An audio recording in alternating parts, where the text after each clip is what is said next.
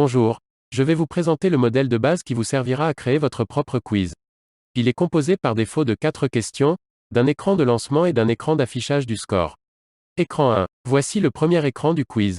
Il contient 2 objets interactifs. Le bouton de sortie en haut à droite qui permet de quitter le quiz à tout moment. On peut sortir aussi en appuyant sur le bouton « Échappe ». Le bouton en bas sert à lancer le quiz. Vous pouvez ajouter, supprimer ou modifier le texte d'introduction et sa mise en forme directement dans PowerPoint. La seule contrainte est de ne pas supprimer le bouton Démarrer le quiz. Écran 2. Cet écran affiche la première question. 2 réponses sont proposées. Il suffit de cliquer sur l'une d'entre elles pour la sélectionner ou désélectionner.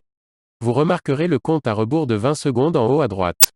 Si je n'ai pas appuyé sur le bouton « Question suivante » dans les temps, alors je ne marquerai aucun point même si j'avais sélectionné la bonne réponse.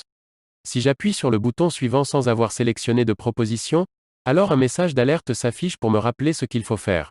Vous pouvez ajouter, supprimer ou modifier le texte des questions et propositions ainsi que leur mise en forme directement dans PowerPoint. Je vais sélectionner la bonne réponse puis passer à la question suivante.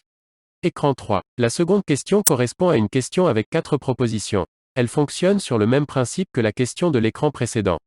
Vous pouvez ajouter, supprimer ou modifier le texte des questions et propositions ainsi que leur mise en forme directement dans PowerPoint.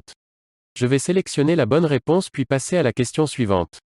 Écran 4. La troisième question correspond à une question avec 4 propositions. Elle contient des illustrations pour chaque proposition. Vous pouvez ajouter, supprimer ou modifier le texte des questions et propositions ainsi que leur mise en forme directement dans PowerPoint. Je vais sélectionner les 2 bonnes réponses puis passer à la question suivante.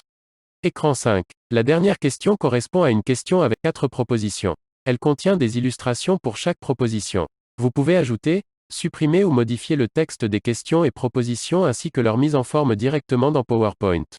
Je vais sélectionner les 2 bonnes réponses puis cliquer sur le bouton suivant pour terminer le questionnaire et avoir mon score. L'écran affiche un message indiquant le score. Normalement doit avoir 4 réponses sur 4. C'est le cas. Vous pouvez ajouter, supprimer ou modifier le texte des questions et propositions ainsi que leur mise en forme directement dans PowerPoint. Ce tutoriel va vous expliquer comment créer votre quiz à partir de cette base. Vous allez en quelques minutes pouvoir générer un quiz interactif pour le diffuser.